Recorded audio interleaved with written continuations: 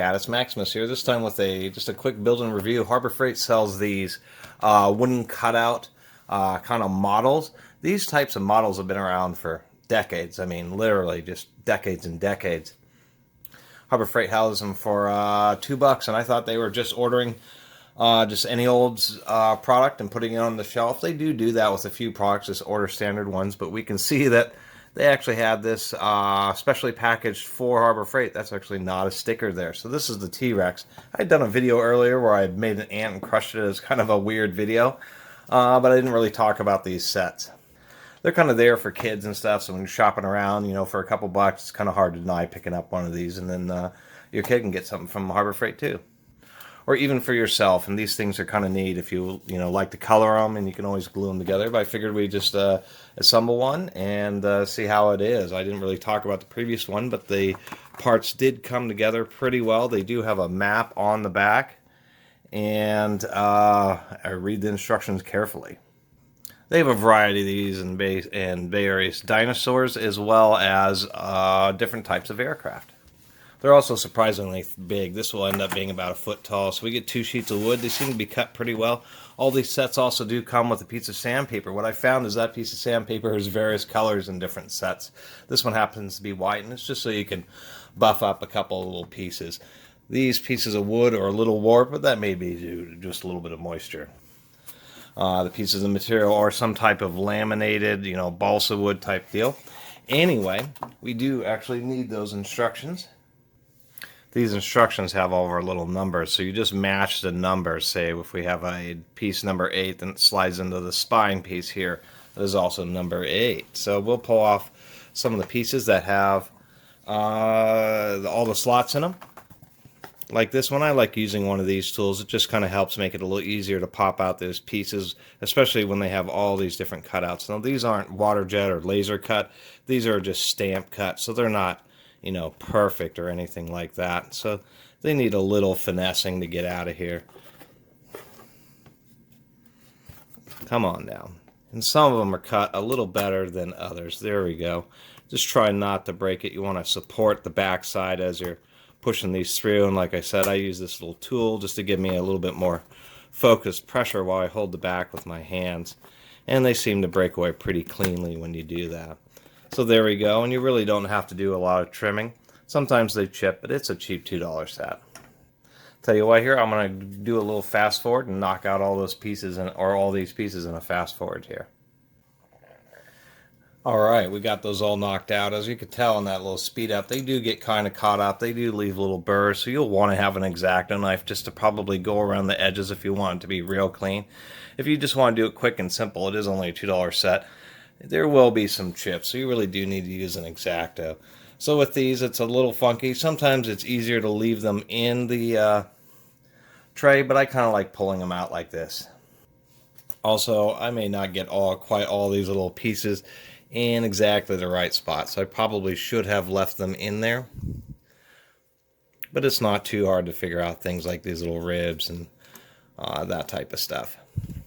Especially ones like this. We know that this is the one that the little arms attach to, and the little arms go upwards. So we'll just slip those on like that. So we'll put this arm on this side. And you'll definitely want to use some hot glue or something to prevent these from falling apart. Because these little models just kind of just slip together and aren't particularly robust. That'd be the easiest way of putting it. Now, many times just looking at the picture makes it a whole lot easier. It's really simple just to be able to see which parts are like the head here with the little tongue sticking out and so on and so forth. There we go. We figured out which one we need. They're really pretty flimsy little models here. You almost have to use hot glue to get them to get assembled and stay assembled properly. And then we know this one goes into from the top, the 3rd position here. And look, it's already starting to come together. Looks like all the ribs go from small to large going down. Both of these are almost exactly the same size, so it would be, whoop, there it goes, all falling apart. Let's get his ribs in there. Really just totally falling apart.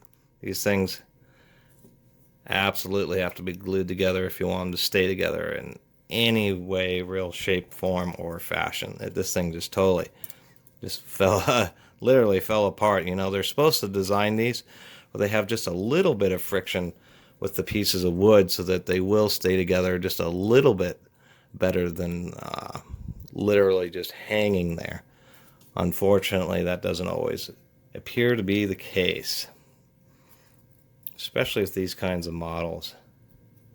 Always just a little funky. Yeah, I can't even get this thing to hold together here while I'm assembling it. Just a second. Okay, there we go. We have his upper body. Now we're going to start working on... Now it's just going to fall apart. We got to work on the lower portion here. His legs. And which way do the legs go? Yeah, they're going to be like this. We've got a couple of legs. We've got a tail. This is kind of what helps him stand up. And we even got the correct leg because it's the leg closest. His right leg is the one that's actually backwards or held in the rearward position. Maybe we can actually get him... Wow. This model is absolutely terrible as far as staying together. It's horrid. Absolutely horrid. Alright, we're almost done here. Now we have to get all of his little vertebrae for his spine, which are, even when you pull it out like this, are pretty easy to deal with. Wow. Next time I'll have hot glue if I ever make a video like this, because this is definitely ridiculous. You can't even get the thing... So you cannot really build one of these without having some kind of hot glue gun or tape or something along those lines in order to get it to stay together. Otherwise, it will be kind of an exercise in frustration. As soon as you pick it up, it will just fall apart on you. As far as the rear vertebrae, you can just do something like this, where you just stack them on top of each other and just get all the sizes lined up. And you know that it starts from the smallest and goes all the way on up. Let's do that. This thing is not very stable. Well, there it goes. Let me pause this again. That was hilarious. Literally, if you don't glue them, when they fall over, it will completely fall apart.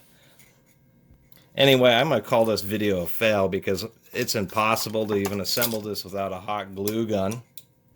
And quite frankly, I didn't want to deal with hot glue with one of these. You know, most of all the others besides these Harbor Freight ones I've assembled, they've designed it to where the wood, you know, pinches and at least has a bit of friction, not just is so loose that the second it tips over, it literally falls to pieces. And dealing with glue, hot glue or otherwise, making one of these models makes it take twice as long. It's a whole bunch of hassle. You're dealing with glue. And so really, after trying to assemble this one, I'm going to say stay away from these. Even if they're $2, maybe your kid might like them, but it's just kind of a chore to put them together.